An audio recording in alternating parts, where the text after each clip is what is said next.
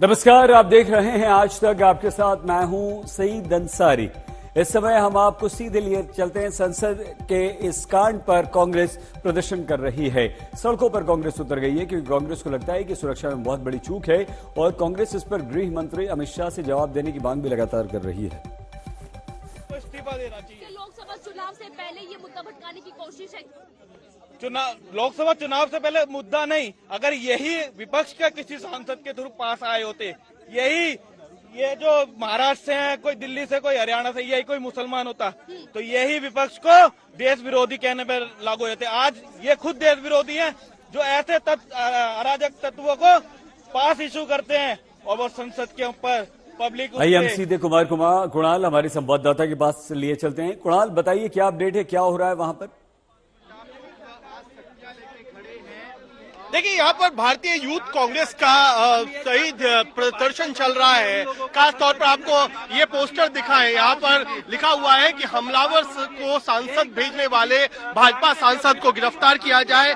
तस्वीरों के साथ, पोस्टर के साथ यूथ कांग्रेस का प्रदर्शन चल रहा है। जिस तरीके से सर कल सांसद के अंदर में ये हादसा हुआ है, ये देश के लिए बहुत बड़ा हादसा है, क्योंकि सांसद के अंदर में इस तरह का हादसा होना, तो आप ये सोच लो देश के अंदर बाहर पब्लिकों के अंदर में क्या हो सकता है। और सांसद को लेकर के यहाँ पर तमाम लोग, हमारे बीजेपी के सांसद है, इन्होंने उनको पास दिया था, इसकी जिम्मेदारी किसकी है? बीजेपी सरकार। मोदी जी से मैं यही गुजारिश करना चाहता हूँ, सांसद जी को इस्तीफा देना चाहिए और सुरक्षा में जो चूक हुई है उसको लेकर के सियासत लगातार गरमाई हुई है और इस समय जो संसद के अंदर है वहां पर भी इस पर जांच की बात हो रही है। आप लोगों का क्या ये मांग है कि केवल सांसद इस्तीफा दें या और भी कोई इस पर मांग है? देखिए, ऐसा है कि ये देश के 130 करोड़ लोगों की सुरक्षा की जिम्मेवारी है।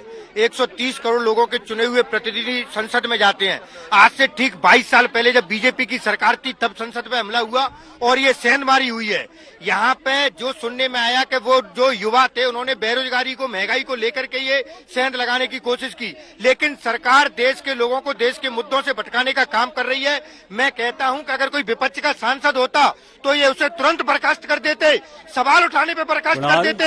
ये तो उनको अंदर ले जाने का काम जो क्या है बीजेपी सवाल उठाया जा रहा है। जो कांग्रेस के जो तमाम कार्यकर्ता है वो यही सही सवाल उठा रहे हैं कि जिस तरीके से सुरक्षा में चूक हुई है उसकी जिम्मेदारी बनती है सांसद की, जिसके पास पर ये पूरी एंट्री हुई और ये बड़ी सुरक्षा में चूक है, इसलिए इस्तीफा होना चाहिए और प्रधानमंत्री को उनका इस्तीफा ले लेना चाहिए। कुणाल, कोई और जानकारी इन लड़कों के बारे में, एक लड़की के बारे में मिल पाई है? कौन था इनके पीछे, किसके कहने पर इन लोगों ने ये हरकत की?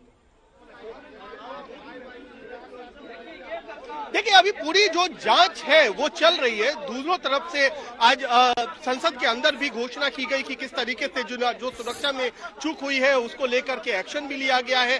तमाम जो इसके सिरे हैं उनको टटोला जा रहा है। कुणाल, आपको रोक रहे हैं हम इस समय, सीधे लोकसभा आपको लिए चलते हैं। We have to speak in one voice, sir, on such a grave national issue. No politics is expected to be done by anyone on such issues. हम दलगत राजनीति से ऊपर उठ के इसमें काम करना है। In the past also, many such incidents have been taken place. I am not comparing the past incidents and defending the today's incident, but we have to learn lesson from our past to bring the bright future.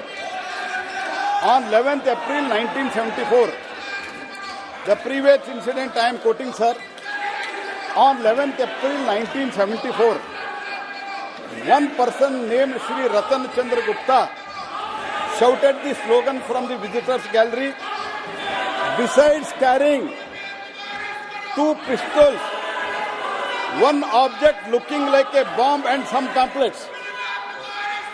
On 26 July 1974, Shri Biplav Basu caught carrying the dagger hidden on his person, trying to enter the visitors gallery.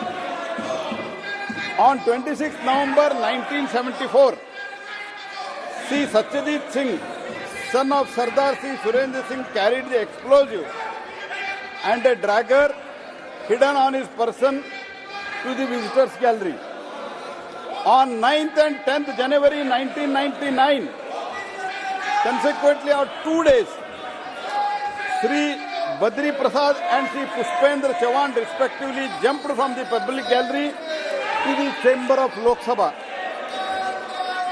So as I have already said, we are not comparing, but these incidents are unfortunately happening. This kind of unfortunate incidents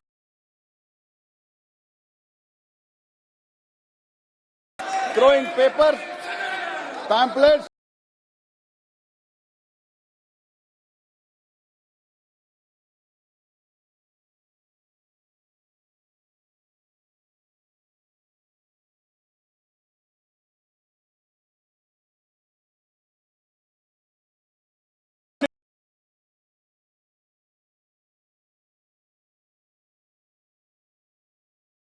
custodian of the Parliament House complex and security, internal security of the Parliament House is under the purview of the Honorable Speaker.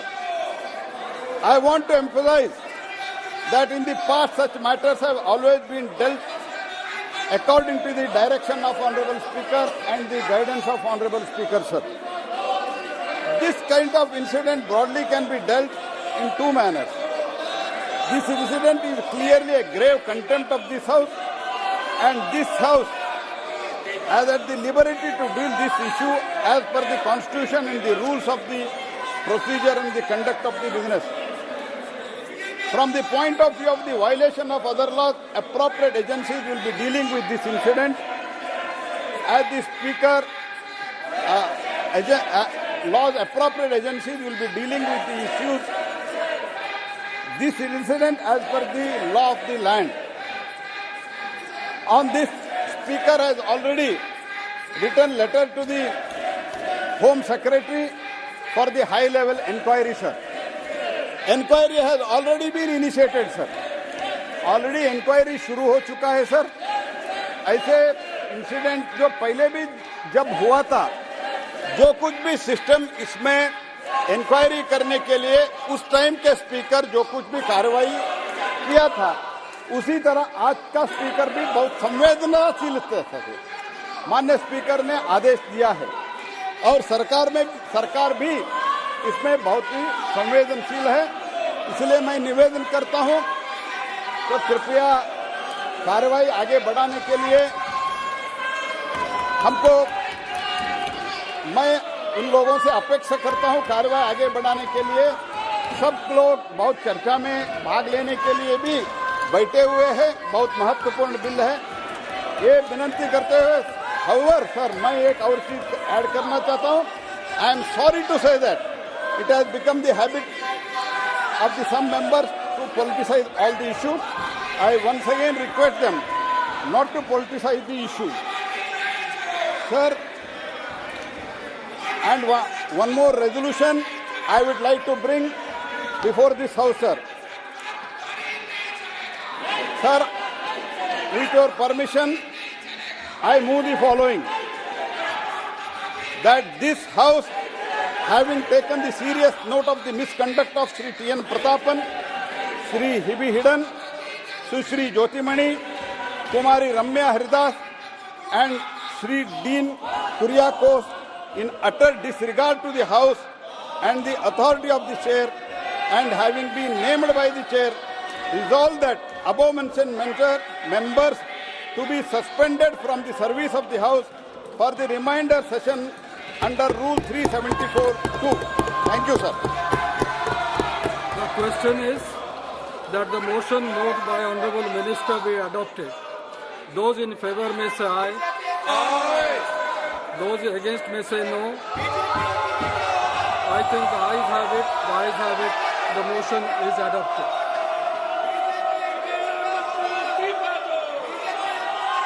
सभा की कार्रवाई 3 बजे तक के लिए स्थगित की जाती है। और लोकसभा की कार्रवाई 3 बजे तक के लिए स्थगित कर दी गई है। लोकसभा में इस मुद्दे पर केंद्रीय मंत्री प्रहलाद जोशी ने बयान दिया बयान के बाद इस कार्रवाई को सभापति ने 3 बजे तक के लिए स्थगित कर दिया है। और मथुरा पर बड़ी खबर इस समय आ गई है, सर्वे की अनुमति दे दी है। मथुरा में सर्वे के लिए कमीशन को हाईकोर्ट ने अनुमति दे दी है। बहुत बड़ी खबर है, इस समय की सबसे बड़ी खबर यही है कि मथुरा में श्री कृष्ण राम जन्मभूमि मस्जिद परिसर दोनों मिलकर श्री कृष्ण जन्मभूमि मंदिर से सटी शाही ईदगाह परिसर के सर्वे पर हाईकोर्ट ने अपना निर्णय सुना दिया है और ये कहा है कि यहां पर वैज्ञानिक सर्वे होगा। इलाहाबाद हाईकोर्ट ने मथुरा में श्री कृष्ण जन्मभूमि मंदिर से सटी शाही ईदगाह मस्जिद परिसर के सर्वे पर स्वीकृति दे दी है। अभिषेक, बताइए क्या कहा अदालत ने? देखिए, बिल्कुल इस बड़ी सुनवाई को लेकर के फैसला सुरक्षित रखा गया था, लेकिन आज ये फैसला सामने आया है और कोर्ट कमीशन को लेकर के नियुक्ति पर स्वीकृति दी है। सिंगल बेंच ने ये फैसला रखा है और इस फैसले के बाद अब ये साफ हो जाएगा कि कृष्ण जन्मभूमि पर जिस तरीके का दावा किया जा रहा था और खास तौर पर इस सर्वे की मांग की जा रही थी, ये कहा जा रहा था कि गर्भगृह के नीचे और वहां पर जो आकृतियां मौजूद है, चाहे शेषनाग की आकृति हो चाहे मंदिर की और आकृतियां, वो इस बात की ओर इशारा करती है कि वहां पर मंदिर था और इसीलिए शाही ईदगाह पर इस सर्वे की मांग को हिंदू पक्ष की तरफ से रखा गया था। लेकिन इसको लेकर के बाकायदा सुनवाई की गई थी और सुनवाई लंबी चली, इसके फैसले को सुरक्षित रखा गया। लेकिन आज जब ये फैसला आया है तो ये साफ हो गया है कि इस याचिका को मान लिया गया है और अब इस पर आगे जो कार्रवाई की जाएगी, बाकायदा एक कोर्ट कमीशन बनाया जाएगा और उसके बाद ये सर्वे की प्रक्रिया भी होगी। यानी कि वाराणसी में जिस तरीके से ज्ञानवापी परिसर का सर्वे हुआ, उसके बाद में अब अगर देखा जाए तो मथुरा में भी महत्वपूर्ण तरीके से इसकी जो झलक है वो देखने को मिलेगी। हिंदू पक्ष अपने आप को मजबूत मान रहा था, लगातार उसका कहना था कि उसके पास ऐसे साक्ष्य हैं और कहीं ना कहीं जिस तरीके से अयोध्या का मामला हुआ, एएसआई के सर्वे और ज्ञानवापी के मामले में भी उसी के बाद तस्वीर साफ हुई थी, तो कहीं ना कहीं एक बड़ी राहत मिली है हिंदू पक्ष को और उसको लेकर के फैसला सामने आया है। जी बिल्कुल अभिषेक, आप बने रहिए। हम थोड़ी सी खबर एक बार फिर से बता दें। हाईकोर्ट में जो अर्जी दी गई थी उसमें कहा गया था कि श्री कृष्ण जन्मभूमि का हिस्सा मस्जिद के परिसर में है। वहां कई सारे संकेत मिले जिससे सिद्ध हो सकेगा कि मस्जिद के नीचे हिंदू मंदिर है और इसमें यह भी कहा गया था कि कमल के आकार का स्तंभ है जो हिंदू मंदिरों की विशेषता है। हिंदू देवी देवताओं में से एक शेषनाग की छवि। कृष्ण जन्मभूमि के केस में जो हमारी मांग थी कि शाही ईदगाह मस्जिद में एडवोकेट कमीशन के द्वारा सर्वे कराया जाए, उस सर्वे की एप्लीकेशन को अलाउ कर दिया है। जो शाही ईदगाह मस्जिद की डिमांड थी कि पहले 7/11 की एप्लीकेशन डिसाइड की जाए, उसके बाद एडवोकेट कमीशन की एप्लीकेशन सुनी जाए, उस आर्गुमेंट को माननीय न्यायालय ने रिजेक्ट कर दिया है। एडवोकेट कमीशन में कौन कौन जाएगा, कितने लोग होंगे, उसकी क्या मोडेलिटीज होंगी, उसके लिए माननीय न्यायालय ने 18 दिसंबर लगाई है, जिसमें मोडेलिटीज तय की जाएंगी कि इस एडवोकेट कमीशन में कौन कौन जाएगा, कितने लोग होंगे। ये सारी बातें 18 दिसंबर को तय होंगी। पर मूल बात यह है, एडवोकेट कमीशन वहां जाने का ऑर्डर, हमारी जो एप्लीकेशन थी, एप्लीकेशन 130 उसको माननीय न्यायालय ने अलाउ कर दिया है और एडवोकेट कमीशन जारी करने का आदेश कर दिया। डेट कोई दी है, कोई डेट है ऐसी कि 18 दिसंबर कब एडवोकेट कमीशन कब जाएगा? 18 दिसंबर को मोडेलिटीज तय होंगी कि एडवोकेट कमीशन के सर्वे में कौन कौन जाएगा, कितने लोग होंगे, क्या उसकी मोडेलिटीज होंगी, कब से कब तक होना है, वो सारी बातें 18 दिसंबर को तय होंगी। विष्णु शंकर जैन हमारे साथ मौजूद है। जीत है। इलाहाबाद हाईकोर्ट ने वैज्ञानिक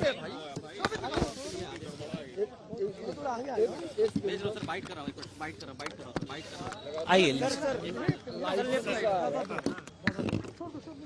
बताएं कि पूरा आज क्या मामला हुआ है और कोर्ट ने इधर आओ गौरव।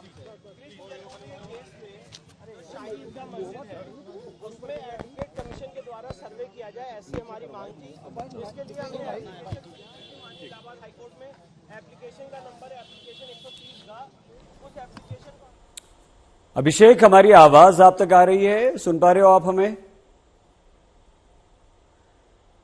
तो जिस तरीके से हम बता रहे थे कि इस कमीशन को लेकर के अनुमति दे दी गई है, विष्णु शंकर जैन ने खुद इस बात को सामने रखा है और आपत्तियां जो थी उसको खारिज किया गया है। बड़ा फैसला है और सीधे तौर पर अगर समझा जाए, अभिषेक बात कीजिए विष्णु जैन से, अगर आपकी बात हो जाए तो। अभिषेक, जन्मभूमि विवाद को लेकर अभिषेक क्योंकि आप वहीं पर मौजूद है, कोशिश कीजिए देर में विष्णु शंकर जैन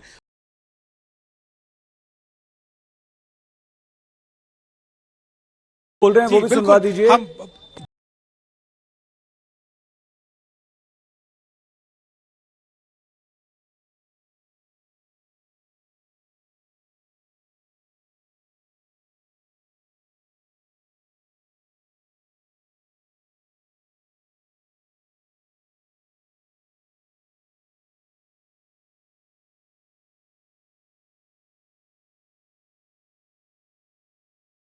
का जो अपॉइंटमेंट है वो हम जारी कर रहे हैं, एडवोकेट कमीशन जारी कर रहे हैं।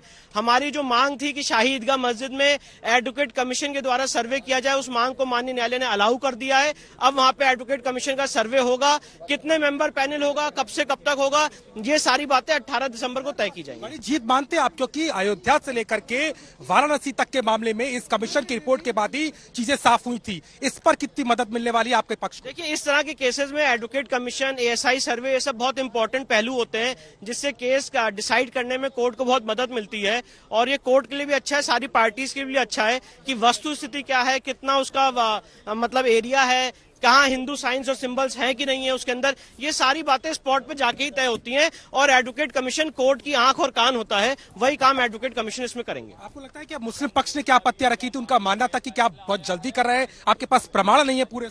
नहीं, हमारा जो सूट है वो सूट एडमिट हो चुका है, और सूट एडमिट होने के बाद 3 साल से we are running from pillar to post. 2020 में 25 सितंबर 2020 को मुकदमा फाइल किया था, 3 साल से लड़ रहे हैं मुकदमे में। और आज जब हमारी यही मांग थी कि वहां पे एडवोकेट कमीशन जारी किया जाए, जिसको आज कोर्ट ने अलाउ किया है। बाकी याचिकाएं भी थी, मेंटेनेबिलिटी पर भी बात हो रही थी, उन याचिकाओं पे 18 दिसंबर को सुनवाई होगी। जो हमारा सूट है, ओरिजिनल सूट नंबर 1, उसमें हमने ये एप्लीकेशन दी थी, जो सूट में एप्लीकेशन अलाउ हो चुकी है। क्या स्वरूप हो सकता है, कितने कमीशन कोई चेयर करेगा? ये हमने 3 मेंबर एडवोकेट कमीशन का पैनल मांगा है, क्या स्वरूप होगा, क्या मोडेलिटीज होंगी, ये सारी बातें 18 दिसंबर को कोर्ट तय करेगी। क्या मुस्लिम पक्ष के पास रास्ता है वो उसके खिलाफ सुप्रीम कोर्ट में भी जाए? बिल्कुल उनके पास रास्ता है, वो कहीं भी जा सकते हैं, पर जो आज कोर्ट का ऑर्डर है मैं आपको वो ब्रीफ कर रहा हूं। आपको लगता है बड़ी जीत है, तीसरी जीत है आपकी? मुझे लगता है कि ये भगवान का ये केस है, और जो सच्चाई है उसकी लड़ाई हम लोग लड़ रहे हैं, और सच सामने आके रहेगा।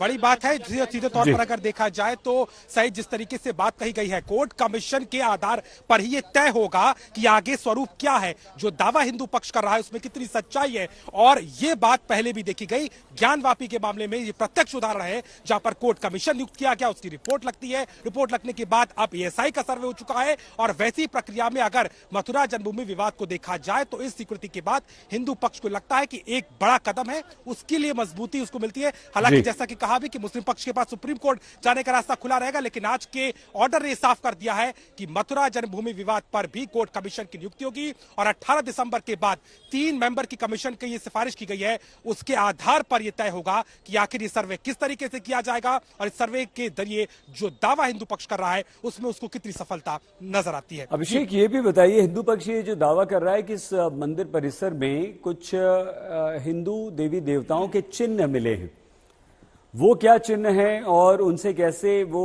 ये सिद्ध करना चाहता है कि वहां पर मंदिर है? देखिए, बिल्कुल सही। इस पूरे मामले में जो याचिका लगाई भी गई थी तो उस बात को प्रमाणित करते हुए हिंदू पक्ष ने सीधे तौर पर कहा कि वहां पर इस तरीके के निशान है, इस तरीके चिन्ह है, जो इस बात को प्रमाणित करते हैं कि श्री कृष्ण का जन्म उसी स्थान पर हुआ था। शेष नाग की आकृति का हवाला दिया गया। यह बहुत ही महत्वपूर्ण है, क्योंकि जब श्री कृष्ण का जन्म हुआ था तो शेष नाग ने अपने नाग के फन को फैला करके उनको सुरक्षित किया था, और जिस तरीके की कथाओं में भी इसका वर्णन मिलता है। इसके अलावा भी मंदिर में कमल की आकृति का भी वर्णन किया गया है, जो गुंबद है उसके बीचों बीच जो आकृति की बात कही गई है, जो कि हिंदू मान्यता के अनुसार मां लक्ष्मी का एक माना गया है आसन। इसके अलावा और भी ऐसी चीजों की बातें इस याचिका में कही गई थी, और यह भी कहा गया कि चूंकि मथुरा श्री कृष्ण की जन्मभूमि है, यह सर्वविदित है, और ऐसे में अगर हमें आपत्तियां हैं या हमें जिस तरीके से जो हम साक्ष्य कोर्ट के सामने रख रहे हैं उसके आधार पर कम से कम कोर्ट कमीशन बना करके इन चीजों को प्रमाणित किया जाए। और यही कारण है कि हिंदू पक्ष को पूरी उम्मीद थी, जब इस मामले पर लगातार सुनवाई भी थी तो यह फैसला सुरक्षित भी रखा गया था, तभी से हिंदू पक्ष को लग रहा था, लेकिन आज ये साफ हो गया कि आगे कोर्ट कमीशन की कार्रवाई होगी। जी, हिंदू पक्ष के वकील विष्णु जैन से अभिषेक जो आपने बात की है वो एक बार फिर से हम अपने दर्शकों को सुनवाते हैं। कमीशन का सर्वे होगा, कितने मेंबर पैनल होगा, कब से कब तक होगा, ये सारी बातें 18 दिसंबर को तय की जाएंगी। बड़ी जीत मानते हैं आप, क्योंकि अयोध्या से लेकर के वाराणसी तक के मामले में इस कमीशन की रिपोर्ट के बाद ही चीजें साफ हुई थी। इस पर कितनी मदद मिलने वाली है आपके पक्ष को? देखिए, इस तरह के केसेस में एडवोकेट कमीशन, एएसआई सर्वे, ये सब बहुत इंपॉर्टेंट पहलू होते हैं, जिससे केस का डिसाइड करने में कोर्ट को बहुत मदद मिलती है। और ये कोर्ट के लिए भी अच्छा है, सारी पार्टीज के लिए भी अच्छा है कि वस्तु स्थिति क्या है, कितना उसका मतलब एरिया है, कहाँ हिंदू साइंस और सिंबल्स हैं कि नहीं है उसके अंदर, ये सारी बातें स्पॉट पे जाके ही तय होती हैं। और एडवोकेट कमीशन कोर्ट की आंख और कान होता है, वही काम एडवोकेट कमीशन इसमें करेंगे। आपको लगता है कि अब मुस्लिम पक्ष ने क्या आपत्तियां रखी थी? उनका मानना था कि क्या आप बहुत जल्दी कर रहे हैं, आपके पास प्रमाण नहीं है पूरे? नहीं, हमारा जो सूट है वो सूट एडमिट हो चुका है, और सूट एडमिट होने के बाद 3 साल से we are running from pillar to post. 2020 में 25 सितंबर 2020 को मुकदमा फाइल किया था, 3 साल से लड़ रहे हैं मुकदमे में। और आज जब हमारी यही मांग थी कि वहां पे एडवोकेट कमीशन जारी किया जाए, जिसको आज कोर्ट ने अलाउ किया है। बाकी याचिकाएं भी थी, मेंटेनेबिलिटी पर भी बात हो रही थी। उन याचिकाओं पे 18 दिसंबर को सुनवाई होगी। जो हमारा सूट है, ओरिजिनल सूट नंबर 1, उसमें हमने ये एप्लीकेशन दी थी, जो सूट में एप्लीकेशन अलाउ हो चुकी है। क्या स्वरूप हो सकता है, कितने कमीशन कोई चेयर करेगा? ये हमने 3 मेंबर एडवोकेट कमीशन का पैनल मांगा है। क्या स्वरूप होगा, क्या मोडेलिटीज होंगी, ये सारी बातें 18 दिसंबर को कोर्ट तय करेगी। क्या मुस्लिम पक्ष के पास रास्ता है वो उसके खिलाफ सुप्रीम कोर्ट में भी जाए? बिल्कुल उनके पास रास्ता है, वो कहीं भी जा सकते हैं, पर जो आज कोर्ट का ऑर्डर है मैं आपको वो ब्रीफ कर रहा हूँ। आपको लगता है बड़ी जीत है, तीसरी जीत है आपकी? मुझे लगता है कि ये भगवान का ये केस है, और जो सच्चाई है उसकी लड़ाई हम लोग लड़ रहे हैं, और सच सामने आके रहेगा। बड़ी बात है। सीधे तौर पर अगर देखा जाए तो सही जिस तरीके से बात कही गई है, कोर्ट कमीशन के आधार पर ही ये तय होगा कि आगे स्वरूप क्या है, जो दावा हिंदू पक्ष कर रहा है उसमें कितनी सच्चाई है। और ये बात पहले भी देखी गई, ज्ञानवापी के मामले में ये प्रत्यक्ष उदाहरण है, जहां पर कोर्ट कमीशन नियुक्त किया गया, उसकी रिपोर्ट लगती है, रिपोर्ट लगने के बाद अब एएसआई का सर्वे हो चुका है। और वैसी प्रक्रिया में अगर मथुरा जन्मभूमि विवाद को देखा जाए तो इस स्वीकृति के बाद हिंदू पक्ष को लगता है कि एक बड़ा कदम है, उसके लिए मजबूती उसको मिलती है। बड़ी खबर इस समय आ रही है, मथुरा में शाही ईदगाह मस्जिद के परिसर में सर्वे होगा। क्या वहां पर हिंदू मंदिर के साक्ष्य हैं? तो ये जो हिंदू पक्ष की तरफ से याचिका लगाई गई थी उसे अदालत ने मान लिया है, और अदालत ने कहा है कि हां अब सर्वे होगा। सर्वे कमिश्नर नियुक्त करने का हाईकोर्ट, इलाहाबाद हाईकोर्ट ने निर्णय दे दिया है। हिंदू पक्ष ने यह मांग की थी कि शाही ईदगाह मस्जिद के परिसर में सर्वे करवाया जाए, क्योंकि वहां हिंदू मंदिर होने के साक्ष्य हो सकते हैं, निशान वहां पर मौजूद हैं, और यह तभी पता चल पाएगा जब उस परिसर का सर्वे करवाया जाएगा। मुस्लिम पक्ष इस सर्वे के विरोध में था, जबकि हिंदू पक्ष लगातार ये दलील दे रहा था कि वहां अगर सर्वे होगा तो वहां मौजूद मंदिर के जो चिन्ह हैं उन चिन्हों से ये सिद्ध होगा कि वहां पर मंदिर था। और क्या अगर सर्वे के बाद ये भी देखिए, 2 तस्वीरें हम आपको दिखा रहे हैं, पहले ज्ञानवापी का हुआ और ज्ञानवापी के बाद अब मथुरा की शाही ईदगाह मस्जिद का भी सर्वे होगा। तो ये बड़ी खबर है और ये बड़ी जीत है। फिलहाल के लिए हिंदू पक्ष की ये बड़ी जीत है, क्योंकि अदालत ने हिंदू पक्ष को यहां ये मंजूरी, ये स्वीकृति दे दी है कि हां अब उनकी याचिका पर सर्वे होगा। इस याचिका में कहा गया था कि यहां पर हिंदू मंदिर के चिन्ह हो सकते हैं, लेकिन अदालत की निगरानी में यहां अब एक कमिश्नर नियुक्त किए गए हैं। हिंदू पक्ष के जो वकील हैं विष्णु जैन, उनकी बात सुनिए पहले। कमीशन का सर्वे होगा, कितने मेंबर पैनल होगा, कब से कब तक होगा, ये सारी बातें 18 दिसंबर को तय की जाएंगी। बड़ी जीत मानते हैं आप, क्योंकि अयोध्या से लेकर के वाराणसी तक के मामले में इस कमीशन की रिपोर्ट के बाद ही चीजें साफ हुई थी। इस पर कितनी मदद मिलने वाली है आपके पक्ष को? देखिए, इस तरह के केसेस में एडवोकेट कमीशन, एएसआई सर्वे, ये सब बहुत इंपॉर्टेंट पहलू होते हैं, जिससे केस का डिसाइड करने में कोर्ट को बहुत मदद मिलती है। और ये कोर्ट के लिए भी अच्छा है, सारी पार्टीज के लिए अच्छा है कि वस्तु स्थिति क्या है, कितना उसका मतलब एरिया है, कहाँ हिंदू साइंस और सिंबल्स हैं कि नहीं है उसके अंदर, ये सारी बातें स्पॉट पे जाके ही तय होती हैं। और एडवोकेट कमीशन कोर्ट की आंख और कान होता है, वही काम एडवोकेट कमीशन इसमें करेंगे। आपको लगता है कि मुस्लिम पक्ष ने क्या आपत्तियां रखी थी? उनका मानना था कि क्या आप बहुत जल्दी कर रहे हैं, आपके पास प्रमाण नहीं है पूरे? नहीं, हमारा जो सूट है वो सूट एडमिट हो चुका है, और सूट एडमिट होने के बाद 3 साल से we are running from pillar to post. 2020 में 25 सितंबर 2020 को मुकदमा फाइल किया था, 3 साल से लड़ रहे हैं मुकदमे में। और आज जब हमारी यही मांग थी कि वहां पे एडवोकेट कमीशन जारी किया जाए, जिसको आज कोर्ट ने अलाउ किया है। बाकी याचिकाएं भी थी, मेंटेनेबिलिटी, ओरिजिनल सूट नंबर 1, उसमें हमने ये एप्लीकेशन दी थी, जो सूट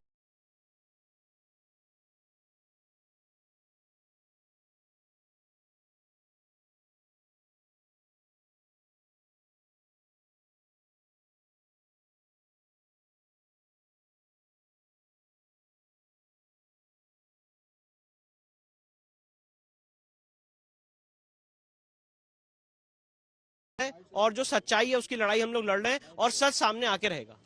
बड़ी बात है। सीधे तौर पर अगर देखा जाए तो सही जिस तरीके से बात कही गई है, कोर्ट कमीशन के आधार पर ही ये तय होगा कि आगे स्वरूप क्या है, जो दावा हिंदू पक्ष कर रहा है उसमें कितनी सच्चाई है। और ये बात पहले भी देखी गई, ज्ञानवापी के मामले में ये प्रत्यक्ष उदाहरण है जहां पर कोर्ट कमीशन नियुक्त किया गया, उसकी रिपोर्ट लगती है, रिपोर्ट लगने के बाद अब एएसआई का सर्वे हो चुका है। और वैसी प्रक्रिया में अगर मथुरा जन्मभूमि विवाद को देखा जाए तो इस स्वीकृति के बाद हिंदू पक्ष को लगता है कि एक बड़ा कदम है, उसके लिए मजबूती उसको मिलती है।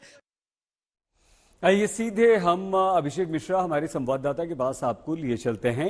इलाहाबाद हाईकोर्ट से लाइव हैं अभिषेक, हाँ, हमारे दर्शकों को यह भी समझाइए कि हिंदू पक्ष क्या चाहता है और हिंदू पक्ष इस शाही ईदगाह मंदिर पर किस तरह का दावा करता है। देखिए सर, इस पूरे मामले की शुरुआत हुई थी बहुत पहले, जहां पर हिंदू पक्ष ने इस बात को ये रखा था कि शाही इमाम जो मस्जिद है वो दरअसल कृष्ण जन्मभूमि है और वहां पर मंदिर का स्वरूप होना चाहिए। इसको लेकर के जो पहला सूट है उसमें ये बात कही गई और उसमें इस बात को रखा गया कि जब तक कोर्ट कमीशन के जरिए ये तय नहीं किया जाता कि वहां पर इस समय मौजूदा स्थिति क्या है, तब तक इस दिशा में आगे नहीं बढ़ा जा सकता। इसके अलावा इसमें और भी याचिकाएं हैं, ज्ञानवापी की तरह इसमें मेंटेनेबिलिटी यानी कि कितनी ये वैध है ये पूरी याचिका, इस पर भी सुनवाई होनी है। और इसके बाद अलग अलग कुल 18 याचिकाएं लगी हैं। लेकिन इन सबसे पहले ये तय करना जरूरी था कि आखिर इस मस्जिद के अंदर जिस तरीके का दावा हिंदू पक्ष कर रहा है उसमें क्या सच्चाई है। और उसी के लिए हिंदू पक्ष का ये याचिका थी कि सबसे पहले इस कोर्ट कमीशन को बना करके इसका सर्वे कराया जाए और इसकी फोटोग्राफी कराई जाए, वीडियोग्राफी कराई जाए और उसके आधार पर फिर इसको माना जाए कि क्या ये केस मेंटेनेबल होगा या नहीं। इसी को लेकर के आज ये कोर्ट ने इलाहाबाद हाईकोर्ट ने अपना फैसला दिया है, जिसको पहले सुरक्षित रखा गया था 18 नवंबर को और आज ये बात 16 नवंबर को, और आज ये बात साफ कर दी गई है कि 18 दिसंबर को दोबारा से इसको लेकर के ऑर्डर आएगा, सुनवाई होगी और 3 सदस्यीय ये कमीशन बनाया जाएगा जो वहां पर सर्वे करेगा, बाकायदा वीडियोग्राफी फोटोग्राफी होगी और उसके हिसाब से ही आगे की चीजें तय होती नजर आएंगी। महत्वपूर्ण इसलिए भी है सैयद क्योंकि हमने देखा भी था ज्ञानवापी का जो मामला है वो प्रत्यक्ष उदाहरण है किस तरीके से कोर्ट कमीशन बना, उसकी रिपोर्ट लगी, बाकायदा उसके साक्ष्य दिखे। आपको याद भी होगा एक फव्वारा जिसको मुस्लिम पक्ष कह रहा है और हिंदू पक्ष उससे शिवलिंग मानता है, तमाम और चीजें निकल करके आई थी। तो वैसा ही कुछ इस सर्वे के बाद आएगा क्योंकि हिंदू पक्ष ने अपनी याचिका में कहा है कि उसके स्तंभ में कमल का निशान है, वहां पर शेषनाग की आकृति है, वहां पर हिंदू मान्यता के कई और ऐसे सूचक चिन्ह हैं जो सीधे तौर पर ये दिखाते हैं कि ये जो जगह है वो कृष्ण जन्मभूमि है और मंदिर का स्वरूप यहां पर होना चाहिए। तो जिस दावे की ओर हिंदू पक्ष बढ़ रहा था उस पे उसको एक बहुत मजबूती से एक चीज मिली है और कहीं ना कहीं ये कारण है। हमारे साथ में विष्णु शंकर जैन जुड़ गए हैं। विष्णु जी, आपसे बात हो रही थी, आपने कहा कि ये टर्निंग पॉइंट है, आप टर्निंग पॉइंट क्यों कह रहे हैं? मैं टर्निंग पॉइंट इसलिए कह रहा हूं कि वहां पे जो सच है शाही ईदगाह मस्जिद का, वो सच तभी साबित होगा जब वहां पे आदमी जा पाएगा। आज अगर मैं और आप चाहें कि शाही ईदगाह मस्जिद में अंदर जाके वहां देख लें कि वहां की वस्तु स्थिति क्या है, हम लोग नहीं देख सकते हैं। जब 1968 में 12 अक्टूबर 1968 को एक गलत समझौता किया गया था, उस समझौते के पास जो मस्जिद बनाई गई थी वो मस्जिद का जो सच है वो तभी स्टैब्लिश हो सकता है जब एडवोकेट कमीशन का सर्वे वहां पे जाए। क्योंकि हमारा जो केस है वो ये केस है कि 1950 में जब पंडित मदन मोहन मालवीय को ये सारी जमीन राजा पट्नीमल के वंशजों ने और वारिसों ने दी थी और श्री कृष्ण जन्मभूमि ट्रस्ट का गठन हुआ था इस माध्यम से कि वहां पे भव्य मंदिर का निर्माण होगा, तब उस ट्रस्ट डीड में कहीं भी ये नहीं लिखा हुआ था कि वहां पे शाही ईदगाह मस्जिद है। एक गलत ढंग से संगठन बनाया गया श्री कृष्ण जन्मभूमि सेवा संघ। श्री कृष्ण जन्मभूमि सेवा संघ ने 1964 में केस फाइल किया और 12 अक्टूबर 1968 में उसमें समझौता कर लिया और उसके बाद ये मस्जिद वहां पे तामील की गई है। इसलिए मुझे ऐसा लगता है, मैंने इसलिए टर्निंग पॉइंट वर्ड यूज किया है कि वहां पे जाके समझ में आएगा कि ये जो कंस्ट्रक्शन है ये फ्रेश कंस्ट्रक्शन है कि औरंगजेब के समय का कंस्ट्रक्शन है। और उसके अलावा सबसे इंपॉर्टेंट बात यह है कि आज उस तथाकथित मस्जिद में बहुत सारे ऐसे हिंदू साइंस और सिंबल्स हैं जो आज भी मौजूद हैं। वो सारी बातें कोर्ट के सामने उभर के आएंगी जो हमारे केस को और मजबूत करेंगी कि ये एक मस्जिद नहीं है और ये गलत ढंग से इंक्रोचमेंट का केस है। ये सारी बातें जब वस्तु स्थिति समझ में आएगी तभी क्लियर होगा, इसलिए मैं इसको टर्निंग पॉइंट कह रहा हूं। आपको लगता है कि दावा तो मजबूत हो ही रहा है, लेकिन जिस तरीके से बाकी मामले में ज्ञानवापी प्रत्यक्ष उदाहरण है, शुरुआत यही से हुई थी? जी बिल्कुल, ज्ञानवापी के केस में जैसे एडवोकेट कमीशन का सर्वे हुआ था, बहुत सारी चीजें उभर के सामने आई थी। जिस तरह से ज्ञान व्यापी केस में वेस्टर्न वॉल उभर के सामने आई थी, जो चीख चीख के कह रही थी कि हिंदू मंदिर का भग्नावशेष है, कटी हुई मूर्तियां मिली थी, हिंदू मंदिर के खंभे मिले थे, ये सारी बातें उभर के सामने आई थी। उसी तरह से शाहिद ईदगाह मस्जिद के केस में भी ये सारी बातें एडवोकेट कमीशन के सर्वे से और क्लियर होंगी और स्पष्ट होंगी। हमारे सहयोगी सईद अंसारी आपके साथ लाइव जुड़ रहे हैं, अब वो आपसे सवाल करेंगे। जी सईद, आप पूछ सकते हैं। जी सईद जी नमस्कार। विष्णु जी, हमारी आवाज सुन पा रहे हैं आप? आवाज नहीं आ रही। आएगी विष्णु जी, आवाज आ रही है हमारी? जी आवाज आ रही, जी आ रही। विष्णु जी बताइए, विष्णु जी आप अपनी याचिका में आप क्या मांग कर रहे थे? सर्वे के अलावा आम आदमी समझ सके कि आखिर ये विवाद है क्या? क्या ये जो शाही ईदगाह मस्जिद है, आप इससे देखिए बहुत सिंपल सी, जी बताइए। मैं इसको बहुत क्लियरली एक्सप्लेन कर देता हूं कि श्री कृष्ण जन्मभूमि केस का इतिहास ये है कि 1669 और 1670 के दशक में औरंगजेब ने इस मंदिर को यहाँ पे तोड़ा था और ये आदेश दिया था कि यहाँ पे जितनी बड़ी और छोटी मूर्तियां हैं वो एक मस्जिद के नीचे उनकी सीढ़ियों पे दबा दी जाएं कि जब वो नमाज पढ़ने जाएं उसको कुचलते हुए जाएं। 1770 में बैटल ऑफ गोवर्धन हुआ जिसमें मराठाओं ने जगह को जीता और 1815 में ब्रिटिश सरकार ने इस पूरी जमीन को 13.37 एकड़ जमीन इन्वॉल्व है सईद जी, 13.37 एकड़ जमीन को ब्रिटिश गवर्नमेंट ने इसे राजा पट्नीमल को बेचा। ऑक्शन परचेज में राजा पट्नीमल ने इसकी नीलामी हुई थी जिसमें राजा पट्नीमल ने उस ऑक्शन को जीता था। इसके बाद राजा पट्नीमल के जो वंशज हैं, जो वारिस हैं, उन्होंने पूरी संपत्ति पंडित मदन मोहन मालवीय को दी थी इस मंशा से कि यहाँ पे भव्य मंदिर का निर्माण किया जाएगा। 1950 में श्री कृष्ण जन्मभूमि ट्रस्ट का गठन हुआ और ये मंशा थी कि यहाँ पे भव्य मंदिर का 13.37 एकड़ की जमीन में भव्य मंदिर का निर्माण किया जाएगा, जिसका मेंशन, जिसका उल्लेख गर्ग संहिता में है, जिसका मेंशन हजारों बहुत सारे वेद और पुराणों में है कि जहां पे भगवान ने जन्म लिया योगेश्वर श्री कृष्ण ने, वो हम लोग के लिए पुण्य भूमि है। इस इंटेंशन से वहां पे गलत समझौता किया गया 12 अक्टूबर 1968 को और उस समझौते के बाद यहाँ पे मस्जिद तामील कर दी गई। ये 68 के बाद मस्जिद यहाँ पर बनी है आप ये कह रहे हैं, और मुस्लिम पक्ष क्या कह रहा है? ये मस्जिद कब की है, कब की बनी हुई है? जी मुस्लिम पक्ष ने अभी तक अपना स्टैंड कोर्ट में डिस्क्लोज नहीं किया है। उनका यह कहना है कि पहले इस एप्लीकेशन को ना सुना जाए एडवोकेट कमीशन की और सबसे पहले 7/11 की एप्लीकेशन डिसाइड की जाए जो मेंटेनेबिलिटी की है। उनका कहना है कि प्लेसेस ऑफ वर्शिप एक्ट से केस बार्ड है और कोर्ट ने आज उनके इस आर्गुमेंट को रिजेक्ट किया। जी विष्णु जी, हम इस मामले को समझना चाहते हैं आपके द्वारा, क्योंकि आपने बहुत स्टडी की, आप वकील हैं इसके। ये मस्जिद आपके अनुसार, नहीं विष्णु जैन बात नहीं करना चाह रहे हैं वो, और अभिषेक, खैर उनको कहीं जाना होगा, हो सकता है। ये आवाज आ रही है अभिषेक हमारी? जी अभिषेक, हम ये जानना चाह रहे थे कि हिंदू पक्ष क्या ये कह रहा है कि ये मस्जिद बाद में बनी है, और अगर बनी है तो ये जमीन तो हिंदू पक्ष के पास ही थी, ये जमीन मुस्लिम पक्ष को कब दी, किसने दी, क्यों दी, और क्या ये वो जानते थे कि यहां पर मस्जिद बन रही है? देखिए यही जो है मुख्य याचिका में कहा भी गया है कि इस जगह को जो एक तरीके से एक्वायर किया गया है, अब उसको प्रमाणित करने के लिए ये चीजों का साक्ष्य देना जरूरी है कि यहाँ पर मंदिर था, यहाँ पर ये जन्मस्थली थी, और इसी चीज के लिए इस कोर्ट कमीशन की बात कही गई। जैसा विष्णु शंकर जैन कह भी रहे थे कि ये आज से नहीं बल्कि सदियों पहले से ये जो जमीन है उस पर मराठाओं से लेकर के बाद तक जो है अलग अलग राजाओं का अधिपत्य रहा, लेकिन बाद में मुगल काल का जो रेफरेंस दिया जाता है जिस पर भारत के अलग अलग मंदिरों में अलग अलग तरीके धरोहरों को खत्म किया गया था, और उसी की तामील और उसी का ही एक उदाहरण इसको बताया जा रहा है। तो कहीं ना कहीं एक दावा मजबूत जरूर हुआ है, और मुझे लगता है कि इस कोर्ट कमीशन के बाद जो दावा हिंदू पक्ष कर रहा है उसमें और भी मजबूती आएगी, और इसीलिए जो आज के इस फैसले को हिंदू पक्ष अपनी बड़ी जीत बताता है। जी ठीक है अभिषेक, आप बने रहिए हमारे साथ। संजय आवाज आ रही है, सुन पा रहे हैं आप हमें?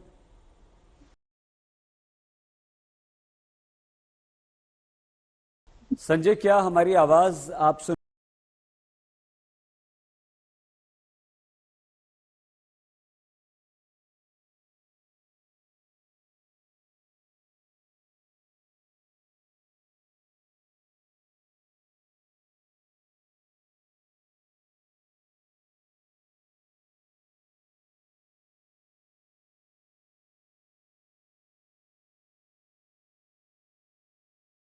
जन्मभूमि है, भव्य मंदिर था जो श्री कृष्ण के प्रपौत्र वज्रनाभ ने वो मंदिर बनवाया था। उसके बाद समय समय पर उसका जीर्णोद्धार किया गया, लेकिन ये भी औरंगजेब का एक हुक्मनामा भी है जिसमें उन्होंने कहा है, फरमान है जिसमें उनका फरमान था कि वहां मंदिर तोड़ दिया जाए और वहां पर एक मस्जिद का निर्माण किया जाए, शाही ईदगाह बनाई जाए।